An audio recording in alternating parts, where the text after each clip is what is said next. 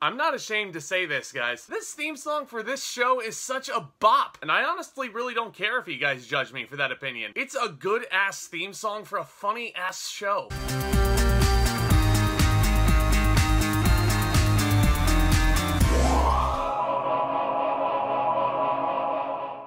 Guys, my name is Zack, and I love discussing cinema, television, and all things entertainment. And as always, I really do appreciate you guys stopping by, and I hope you enjoy your stay. And this time around, we are looking at the reboot of iCarly. Yes, that iCarly. You heard me right. You know, that old 2000s sitcom about Miranda Cosgrove as Carly Shay, who starts her own web show. You know, she starts it with all of her friends, basically to showcase the talents of all of the people she goes to school with. That iCarly. Well, the original cast is back once again. Cosgrove, along with Trainor, who never seems to age, Nathan Kress, who is almost unrecognizable, and they're joined by newcomers Laci, Mosley, and Jaidyn Triplett. And this reboot is set a decade after the events of the previous series wrapped up in 2012. Carly Shay, played once again by Cosgrove, has moved back to Seattle, where she shares an apartment with her roommate Harper, played by Laci Mosley. And Carly's older brother Spencer, played by the underrated Trainor, has become a wealthy artist after accidentally creating a renowned sculpture. What a klutz. And following 2 divorces and a failed tech startup, Freddie Benson, played by the energetic Nathan Kress, has moved back to live with his mom, and he's accompanied by his adopted 11-year-old stepdaughter Millicent, played by the spunky and snarky Jaidyn Triplett. And all these main characters still live in Bushwell Plaza, the apartment building where the original show was set. And when Carly decides to relaunch her web show, she receives help from Spencer, Freddie, and all her new friends. So guys, I gotta admit something. Growing up, and I realize that this statement is it really hasn't aged well. But Drake and Josh was always my show. I know, especially considering the trouble that one of these stars is going through, but I'm just being honest, guys, that was always my jam growing up. It is just so damn quotable. And the brotherly bond that Drake and Josh share in that show is just so relatable to me. And the situations that those two found themselves in, especially towards the show's finale, they are just so outlandish. That is the pure definition of a young adult sitcom to me. And amazingly enough, the original iCarly was on the air for almost double the time that Drake and Josh was. And I enjoyed the original series, similarly reaching some outlandish situations here and there. Spencer pretending to be a baby being force-fed some garbage he didn't want to eat. Although it's kind of juvenile in nature, I found that hysterical. And that Spencer baby eating Cream's fish and his reaction, that's me whenever I have to sit down and watch Full House. True story. And I think the original show ended on just the right note with, spoiler alert, Carly moving away to Italy to live with her father for a spell. So I was kind of intrigued when it was announced that this show is getting a reboot exclusively on Paramount Plus. And with all the original characters returning, damn it. Yeah, I gotta address this, don't I? Don't get me wrong. If Jeanette McCurdy is happier behind the scenes, more power to her. Everyone should strive for personal happiness. But I missed Sam, man. I mean, Freddie being roasted by some other characters really just... it doesn't hit the same. It's not as funny, those insults. Sam was vicious. But one thing I will actually praise about this reboot is actually the writing. Now, let me answer the million-dollar question.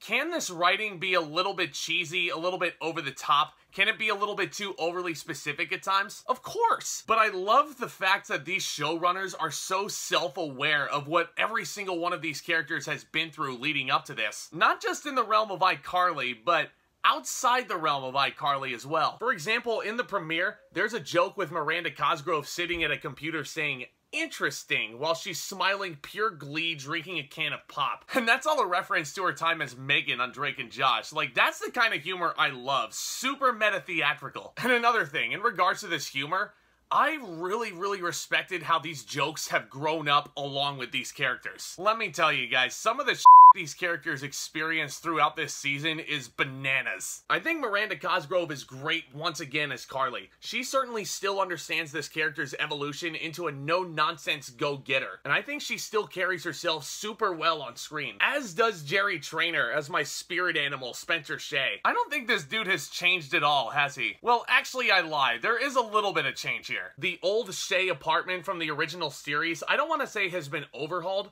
but it took a second to get used to the revamp. And Trainor still plays a dork so well after all these years away from the show. He's just an absolute gem. As is Nathan Kress as Fredward Benson.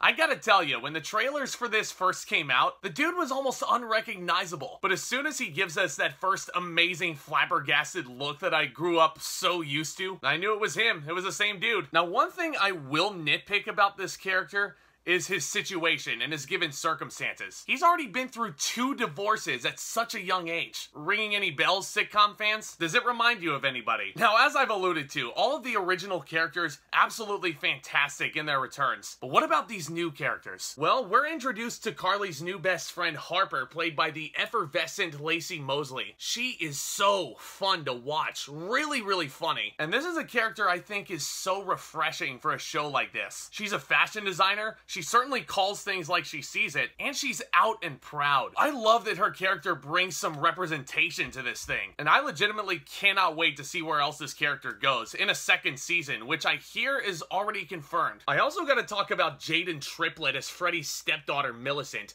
She certainly holds her own. She is an absolute revelation as this character. What a great performer. Not only is she funny, but it feels like this character is so aware of how stupid some of these situations are. And she always finds the comedy in these dilemmas. As should be the case with any sitcom, really. And I clearly, honestly, judging from my tone, I had tons of fun watching these characters interact with each other once again, all as they deal with some more mature situations like job scandals, affairs, things like that. But I do have one major issue with this show that I kind of need to get off my chest. Now, it doesn't have anything to do with the absence of Sam. I've already alluded to that. But as you go through this season, you'll also notice a very, very, very huge omission throughout most of these episodes. And that's iCarly itself, as in the web show. And I think that's what made the original series so unique to me. It had some really, really amazing online interactions that I would call ahead of its time. There was actually a real iCarly.com you could go to with games. Anybody remember Pack Rat? But you also had clips from that episode stream from within the episode itself. And I thought that was all really unique. Now, this reboot kind of switches the iCarly format around to an Instagram-style live stream, which Carly does host by herself.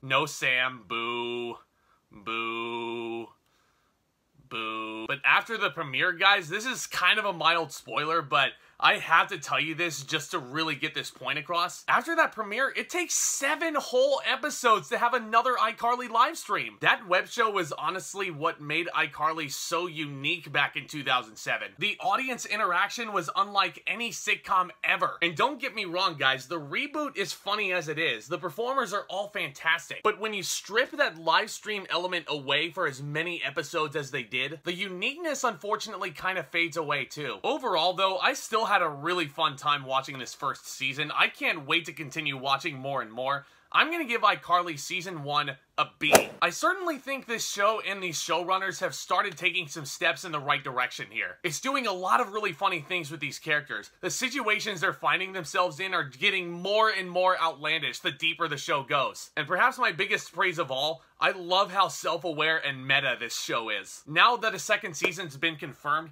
I would love, love, love to see some deeper character development and some more live streams, please. But of course, this is all just my opinion. What are your guys' thoughts on iCarly? Do you agree with me? Do you not? Did you guys watch the original sitcom from 2007? If not, let me know down in the comments what your favorite nostalgic Nickelodeon show is. As you guys know, I love creating this content discussing cinema, television, all things entertainment with you guys on the regular. So let's go ahead and continue that discussion down in the comments. Let's just have some fun. And hey, if this is your first time visiting the channel today, thank you so much for clicking on the video. And do consider hitting that subscribe button down below as hard as you possibly can. It's totally free. It really, really helps me get the content out there, and this way you guys can stay always up to date with any of my new content moving forward. You know what else will really help me get the content out there is if you hit that thumbs up on your way out. That would be tremendous. And as always, guys, stay tuned for more exciting content hitting the channel very, very soon. I just reviewed Candyman, which just hit theaters this past weekend. And keep an eye out for my first review in the Daniel Craig James Bond playlist with Casino Royale. And don't you worry, I will be checking out Shang-Chi in theaters opening weekend. You can bet your bottom dollar on that. So you guys have got that to look forward to and much, much more. You guys are the best. And with all that being said, back talk, commence.